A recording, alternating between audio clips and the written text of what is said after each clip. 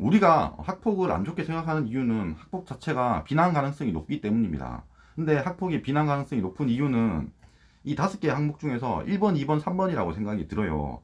4번, 5번은 억울한 경우라면 이걸 화해를 할 수가 없습니다. 그래서 결국 1번, 2번, 3번 항목의 점수가 높냐? 그게 중요한 포인트라는 겁니다. 이거 1호입니다, 1호. 원래는 1호짜리예요. 김가람이 이 사건이 너무나 억울했기 때문에 화해라든지 반성을 할 수가 없었던 겁니다. 안녕하세요. 10번째 남자입니다. 지금 르세라핌 김가람의 학폭에 관련해서 영상을 찍고 있습니다. 하이브 7편입니다. 며칠 전에 학폭 전문 변호사라는 사람이 이 르세라핌 김가람의 학폭 5호 조치에 관련해서 영상을 찍은 게 있어요. 이건데요. 이거 2분 30초밖에 안 됩니다. 5호 조치가 사람들이 이상하게 생각한다. 아니 마치 4호와 6호 사이에 있어서 이것도 되게 심한 거다 이런 식으로 생각하는데 그거 아니다. 이렇게 찍었어요. 이 영상의 결론이 뭐냐면요. 르세라핌 멤버는 얼마나 심한 학교폭력을 저질렀길래 5호 조치가 나오느냐 이런 얘기는 그 전제가 말도 안 된다. 잘못됐다는 말입니다. 이게 결론이에요. 그래서 5호는 좀 다르다는 거예요. 1호부터 9호까지 중에서 5호는 다르다는 겁니다. 저 기준을 한번 찾아봤습니다. 학교폭력 가해 학생 조치별 적용 세부 기준이라고 있네요. 기본 판단 요소가 5개가 있어요. 그러니까 심각성, 지속성, 고의성, 가해 학생의 반성 정도, 화해 정도 이렇게 있습니다. 이걸 하나씩 볼 필요가 있습니다. 1번, 2번, 3번은요 이게 비난 가능성이 있어요. 4번, 5번은 좀 다릅니다. 합의를 했냐의 문제예요. 하나씩 한번 볼게요. 심각성. 자, 김가람의 경우는 심각성이 있습니까? 빵점을 주고 싶지만 0점을 준다면 뭐라고 할 사람들이 있을 것 같아서 제가 1점에다가 표시를 해놨습니다. 빨간색 표시한 걸 전부 합하면요 8점, 90, 11점입니다. 11점. 11점이면 이 조치 점수로 따졌을 때 6호 출석 정지가 되긴 해요. 심각성은 왜 낮다고 판단을 했냐면요 하이브 입장문에서 나왔죠. 적어도 손찌검은 없었다라고 했어요. 그러니까 말로 한 게 다라는 얘기입니다. 아니 말로 한 게 단데 뭐 심각하다고 할 수는 없잖아요. 그래서 1점을 주는 거에 대해서 이건 뭐 별 말이 없을 것 같아요. 두 번째, 지속성. 지속성은 어떤 경우냐면 학교폭력의 경우는 왕따가 있을 수 있습니다. 학교 다닐 때 왕따 있잖아요. 왕따 같은 경우 그러니까 뭐 오늘도 괴롭히고 내일도 괴롭히고 그런 사람이 있어요. 정말로 있습니다. 그런 경우에 이 점수가 높아지겠죠. 김가람의 경우는 어떻습니까? 그런 게 아니죠. 사람들이 착각하는데 김가람이 위에 있고 이 은서가 유은서가 밑에 있고 이런 관계가 아닙니다. 갈구는 그런 관계가 아니에요. 대등한 관계입니다. 그래서 이것도 점수는 매우 낮습니다. 저는 빵점을 주고 싶지만 사실 뭐 1점은 줄 수 있다고 생각해요. 세 번째, 고의성. 고의성이라는 건 뭐냐면요 가만히 있는데 학생이 가만히 있는데 가가지고 시비를 거는 경우가 있습니다. 그런 경우가 고의성이죠. 그러니까 얘 만만하니까 그냥 뒤통수를 딱 때려. 이런 거는 고의성이 있잖아요. 근데 김가람의 경우는 다릅니다.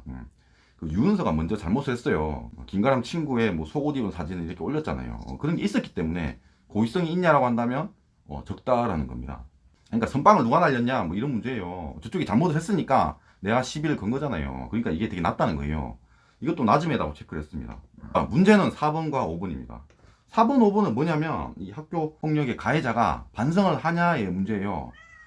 4번이 반성이고 5번이 화해잖아요. 5번은 뭐 합의라고 생각하면 됩니다. 결국은 학교에서 학폭위를 열었을 때 이 가해 학생이 반성을 하냐 안 하냐는 사실 되게 중요한 문제입니다. 왜냐면은 여기는 학교잖아요. 그래서 이게 두 개가 올라가 있는 거야.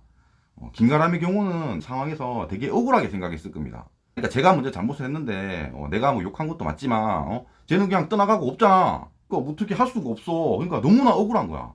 게다가 이때는 중1인가 그래요. 되게 어린 나이였습니다.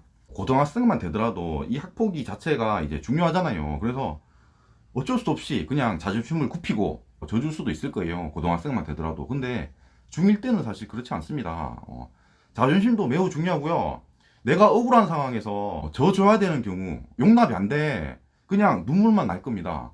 어쨌든 학폭위가 개최가 됐고요. 중1짜리가 가서 선생님들 앞에서 그런 용서를 빌어야 되는 상황인 거예요. 용서를 빌어야지 4번, 5번이 매우 낮게 나옵니다.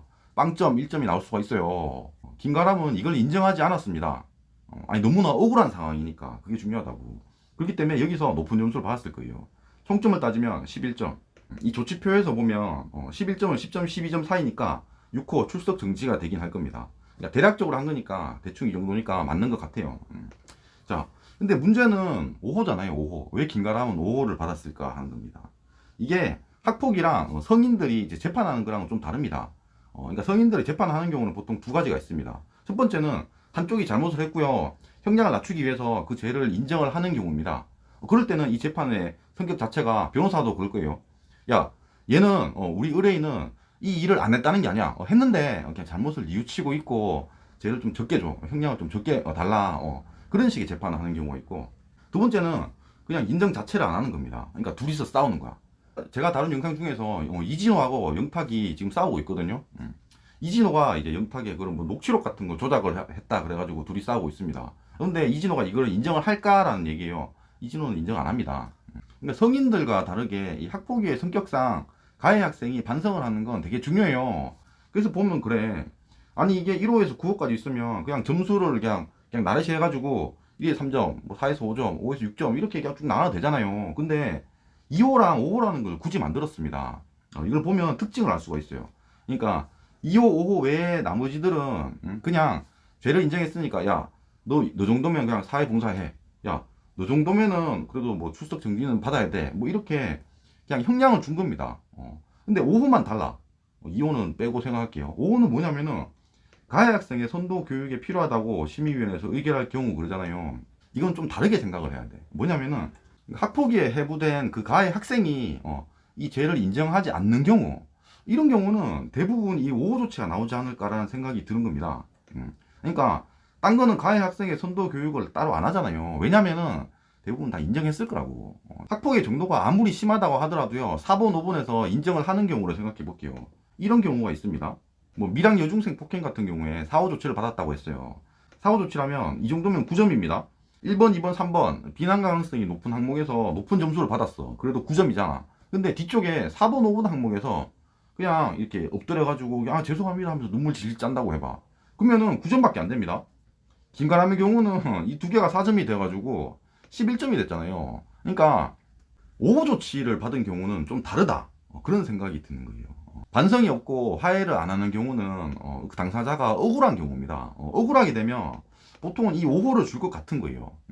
딴 거는 형량이지만 이 5호 자체는 형량이라고 보기는 힘들잖아요. 그런 얘기입니다.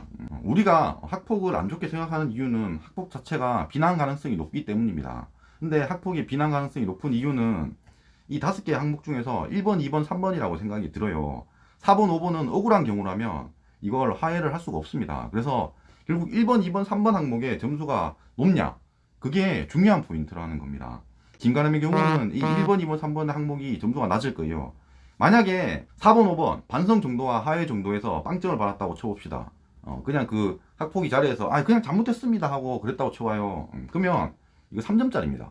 3점이라면 피해 학생에 대한 서면 사과 1에서 3점. 이거 1호입니다. 1호. 원래는 1호짜리예요. 김가람이 이 사건이 너무나 억울했기 때문에 화해라든지 반성을 할 수가 없었던 겁니다. 그렇다면 김가람이 그렇게 비난 가능성이 올라가야 됩니까? 이 심각성, 지속성, 고의성 부분에서 점수가 낮을 텐데 지금 많은 사람들이 미량 여중생 폭행이랑 이걸 비교를 하고 있어요. 미량 여중생 폭행의 경우를 다시 보겠습니다. 미량 여중생 폭행의 경우는 이 비난 가능성이 높은 앞쪽 1번, 2번, 3번 항목에서 이게 점수가 높을 거예요. 그러니까 학교 폭력 자체가 심각하고 지속적으로 괴롭혔고 이 자체가 고의성이 있었다. 이 부분에서 높은 점수를 받았을 겁니다. 그렇다고 하더라도 총점은 김가람보다도 낮을 수가 있어요. 그래서 이 세부 항목을 봐야 된다. 그 얘기를 하는 겁니다. 저는 결국 이거 나중에 다 까질 거라고 봅니다. 그 법무법인을 선임했으니까 어쨌든 르세라핌의 김가람은 지금은 활동을 안 하지만 나중에는 붙어서 활동을 할 거라고, 그렇게 되면 이걸 깐다고 했었어요. 나중에 까게 됐을 때 이 4번, 5번 항목에서 점수가 높고 1, 2, 3번에서 점수가 낮다고 한다면 김가람이 그렇게 욕을 먹어야 되냐? 그 얘기를 하는 겁니다. 영상이 마음에 드셨으면 구독과 좋아요 감사합니다.